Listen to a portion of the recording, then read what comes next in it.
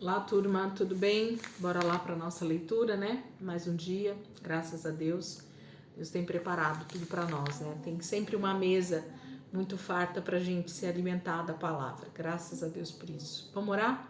E a gente já começa a nossa leitura de hoje. Jesus, muito obrigada, Pai, por esse momento, por esse dia, por aquilo que o Senhor já tem preparado nessa quinta-feira para nós, por tudo aquilo que o Senhor tem feito até aqui, até esse momento, e por aquilo que o Senhor vai continuar fazendo em nossas vidas durante todo esse ano, nos dias que o Senhor tem para nos dar. Obrigada, Jesus, pelo alimento espiritual que o Senhor tem nos dado através dessa leitura. Obrigado, Pai, pela edificação no nosso espírito que tem sido construída dia após dia. Nós temos nos alegrado demais, Senhor, com aquilo que o Senhor tem feito em nós. E te pedimos, Espírito Santo, continua nos ensinando de maneira tão poderosa, de maneira tão preciosa, tão íntima, em cada dia, Senhor, da nossa leitura. Obrigada, Espírito de Deus. Te louvamos, te agradecemos em nome de Jesus. Amém. Amém, queridos? Vamos lá? Hoje a gente vai ler Salmos 73, 77 e 78. São textos para o nosso dia de hoje, né? Hoje, dia 27 de abril, quinta-feira. E essa semana a gente está aí entre o livro de Crônicas, né? Primeiro Crônicas e o livro de Salmos. Lembrando aí que a gente está fazendo essa leitura em ordem cronológica, tá? Então a gente vai nesse vai e vem aí. Não esqueçam disso. Então, Salmo 73, versículo 1 diz assim. É um salmo da família de Asaf. Certamente é verdade que Deus é bom para Israel, para as pessoas que têm coração puro. Mas quanto a mim, quase tropecei e caí.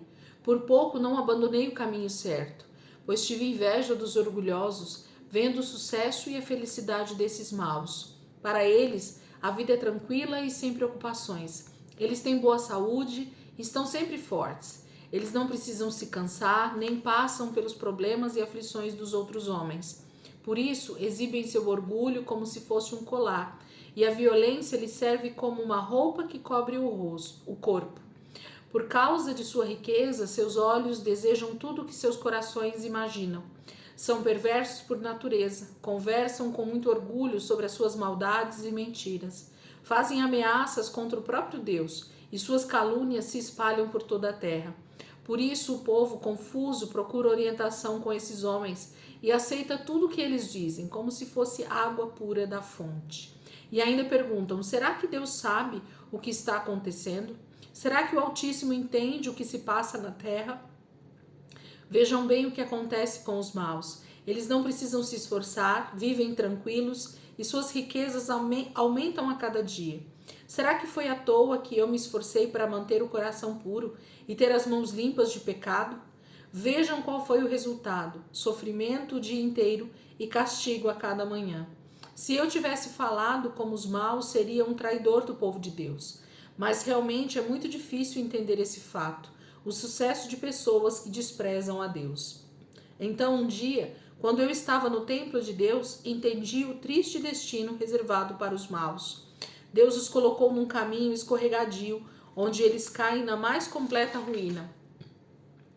Eles são destruídos de repente, completamente, por aquilo que mais temem.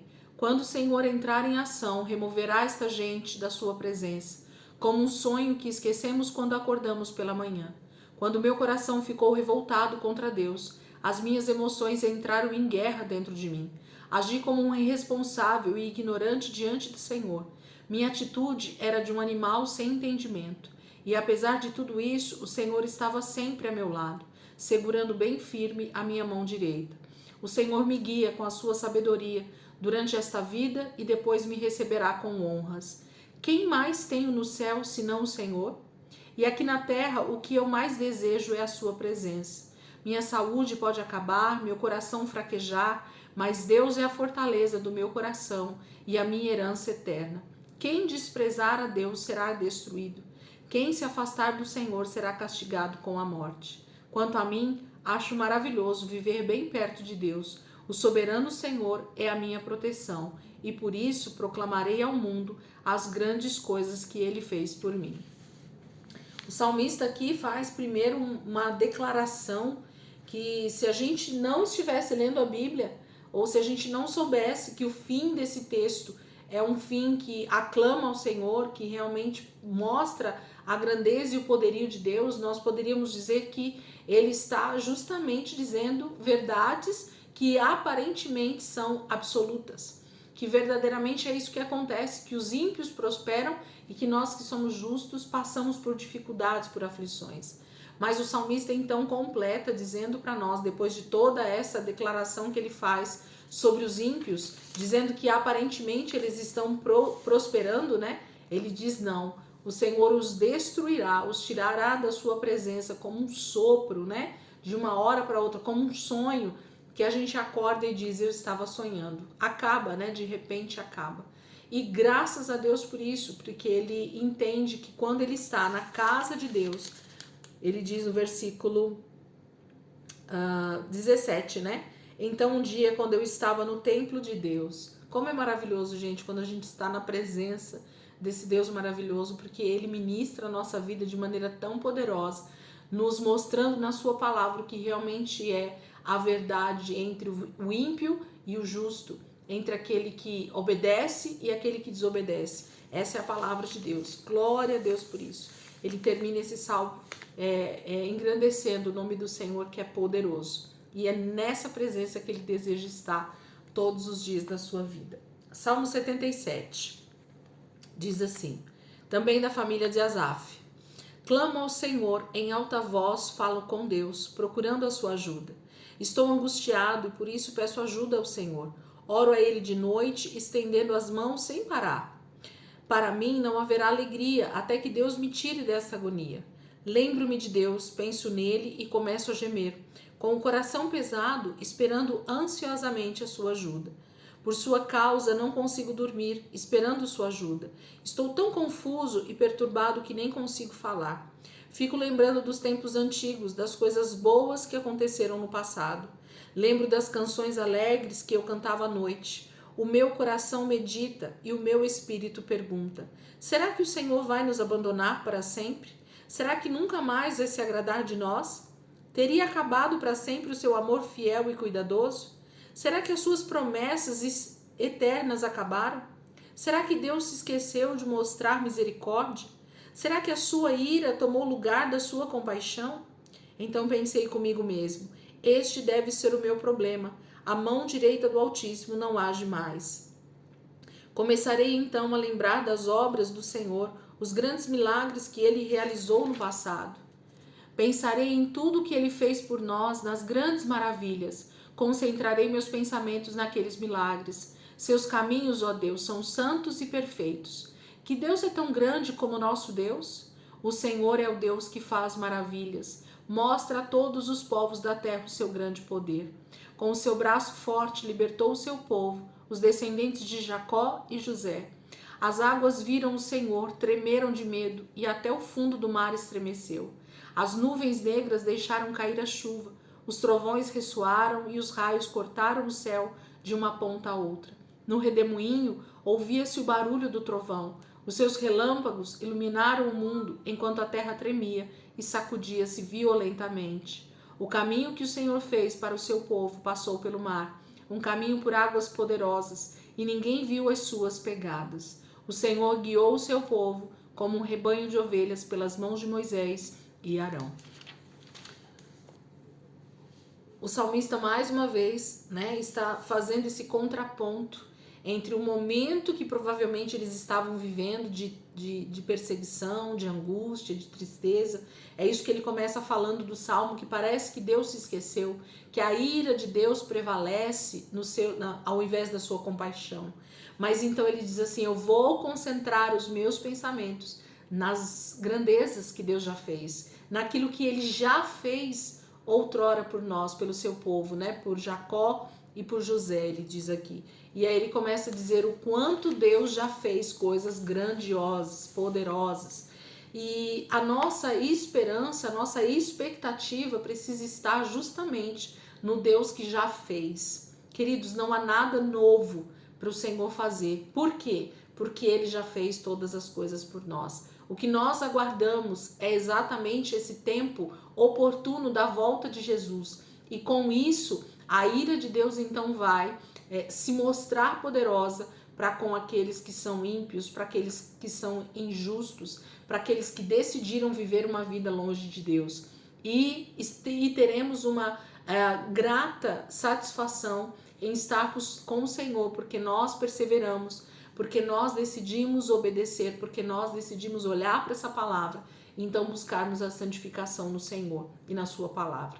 Então é isso que o salmista está dizendo para nós. Ele faz esse contraponto mais uma vez, dizendo dessas duas realidades. Mesmo que a situação esteja extremamente difícil, eu preciso olhar para aquilo que Deus já fez. Porque se eu não coloco os meus olhos na esperança daquilo que está por vir, que Deus já fez, porque a nossa redenção já foi completa na cruz do Calvário, há uma esperança a ser alcançada, que é a vida eterna com o Senhor. Mas tudo que Deus precisava fazer já está feito. Nós é que precisamos então agora caminhar rumo a essa terra prometida, como a palavra de Deus diz. 78. Mais um salmo da família de Asaf. Povo meu, ouça com atenção a minha lei. Abra seus ouvidos para as coisas que vou ensinar.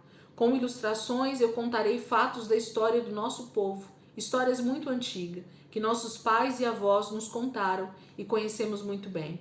Vou lhes contar essas coisas para vocês poderem passar adiante a história dos milagres maravilhosos que o Senhor realizou e do seu grande poder, contando aos seus filhos e netos. Ele deu suas leis a Jacó para mostrar sua vontade ao povo e ordenou aos antigos israelitas que ensinassem essas leis aos seus filhos. Assim, cada geração saberia a vontade do Senhor e ensinaria a geração seguinte, para que sempre colocassem a sua confiança em Deus e nunca esquecessem dos seus grandes feitos, obedecendo fielmente os mandamentos do Senhor. Assim, eles não serão como os seus antepassados, rebeldes e teimosos, infiéis a Deus por causa do seu coração sem fé. Os soldados de Efraim, embora estivessem bem armados, bateram em retirada no dia da batalha. Eles não cumpriram a aliança que tinham feito com Deus e desobedeceram a sua lei. Esqueceram os grandes feitos de Deus e os maravilhosos milagres que ele fez diante do povo de Israel. Ele fez maravilhas diante dos seus antepassados, na terra do Egito, no campo de Zoã. Depois dividiu as águas do mar para os israelitas passarem. As águas ficaram paradas como numa represa. Durante o dia ele guiava o povo com uma nuvem e à noite com uma coluna de fogo. No deserto abriu as rochas e deu ao povo muita água para beber, como se a água brotasse de uma fonte. Da rocha quente do deserto ele fez correr verdadeiros rios de água. Apesar de tudo isso, eles continuaram a desobedecer, revoltando-se no deserto contra o Altíssimo. Em seus corações eles deliberadamente colocaram Deus à prova, reclamando do maná e pedindo comida de que gostavam. Reclamaram contra Deus, resmungando: será que Deus é capaz de nos dar uma comida gostosa aqui no meio do deserto? Sabemos que ele já nos deu água, fontes que brotaram em grandes quantidades das pedras. Agora queremos ver se ele pode nos dar pão e carne também. Quando o Senhor ouviu isso, se enfureceu, castigou os rebeldes mandando fogo do céu e mostrou a sua ira contra Israel, porque os israelitas não creram nele, nem confiaram em Deus como seu Salvador na hora da dificuldade. Apesar disso, ele deu ordem às nuvens e abriu as janelas do céu, fazendo chover maná sobre os israelitas. Assim Deus deu a eles pão do céu para comer. Os israelitas comeram pão dos anjos até não aguentarem mais. Com o seu grande poder, Deus enviou dos céus o vento oriental e fez avançar o vento sul. Fez cair carne sobre o povo como pó, bandos de aves como areia do mar. As aves caíram junto às tendas do povo, por todo o acampamento. Então todos comeram à vontade toda a carne que queriam, porque Deus tinha atendido aos seus pedidos. Mas antes de ficarem satisfeitos, enquanto ainda estavam comendo, acendeu-se a ira de Deus. Ele mandou seu castigo e alguns dos homens mais fortes de Israel morreram, os melhores jovens de Israel. Ainda assim, o povo continuou pecando, não crendo em Deus. Como castigo, ele encurtou a vida daquela geração e deu aos israelitas muitos sofrimentos. Quando Deus castigava o povo com pragas e morte, eles se aproximavam dele arrependidos. Lembravam-se de que Deus era a sua rocha, de que o Deus Altíssimo era o seu Salvador. Mas essa adoração era da boca para fora, procurando enganar a Deus. Seus corações não pertenciam completamente a Deus e eles não cumpriam a aliança feita com o Senhor. No entanto, Deus foi compassivo e perdoou os pecados do povo, em vez de destruí-lo. Várias vezes ele conteve a sua ira e o seu furor, pois lembrava que eram homens, meros homens mortais, cuja vida some num instante, como a brisa passageira que não retorna. Quantas e quantas vezes eles se revoltaram contra Deus no deserto, abusando da sua paciência naquela terra seca e vazia. Repetidas vezes eles puseram Deus à prova e impediram que o Santo de Israel mostrasse toda a sua grandeza. Eles se esqueciam do grande poder de Deus, da forma como livrou o seu povo do inimigo opressor. Esqueceram-se dos milagres que ele fez no Egito, das grandes maravilhas realizadas na região de Zoan, quando transformou em sangue as águas dos rios do Egito, não havendo água para os egípcios beberem, e enviou enxames de moscas que os devoravam, rãs que invadiram todo o país e causaram grande destruição, quando entregou as colheitas às lagartas e o fruto do seu trabalho aos gafanhotos, e destruiu as plantações de uvas pela chuva de pedras e suas figueiras congeadas. Durante as tempestades, as pedras e os raios mataram muitos animais dos rebanhos egípcios. Deus lançou contra os egípcios todo o furor da sua ira, com o seu castigo, violência e grandes desgraças, com muitos anjos destruidores. Não parou com a sua ira, não evitou a morte dos egípcios e mandou pragas e pestes contra aquela terra. Finalmente, matou o filho mais velho de todas as famílias do Egito, que eram a força e a alegria dos lares egípcios.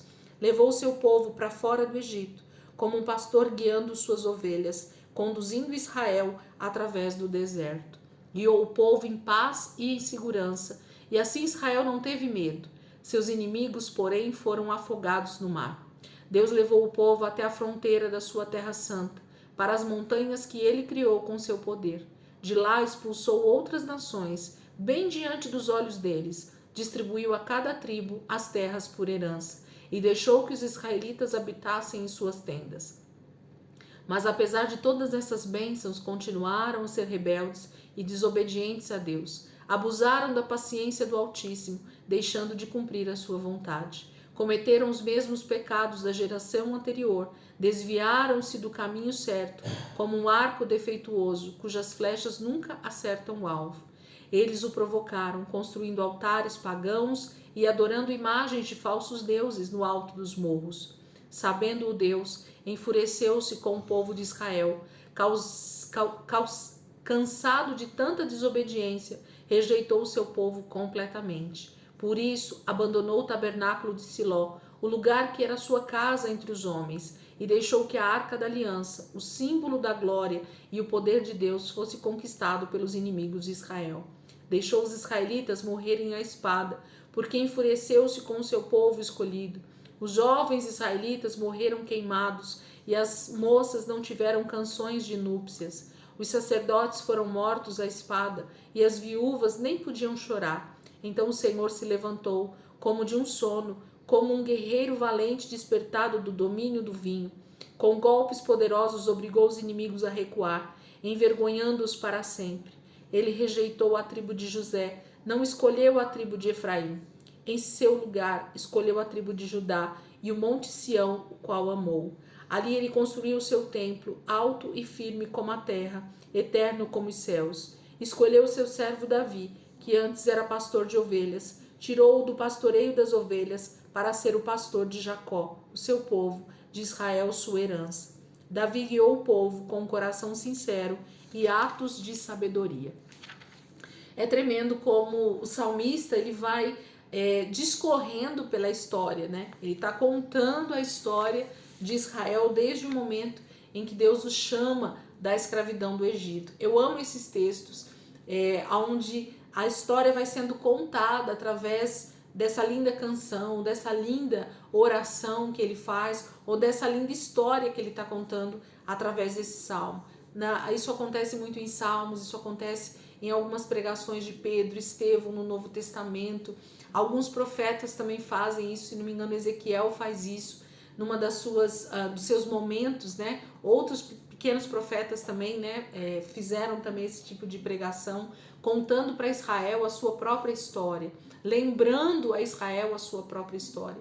Então, com um salmo desse, como o Salmo 78, a gente consegue ver e visualizar toda uma história que já vem se desenvolvendo até chegar aqui em Davi, que é onde a gente está nesse momento, né? Então, Deus já fez grandes coisas por Israel, pelo seu povo, e Ele vai continuar fazendo porque Ele é Deus, porque foi Ele quem chamou, foi Ele quem escolheu. O desejo de Deus é nos ter muito, muito perto dEle. Esse é o desejo do Senhor.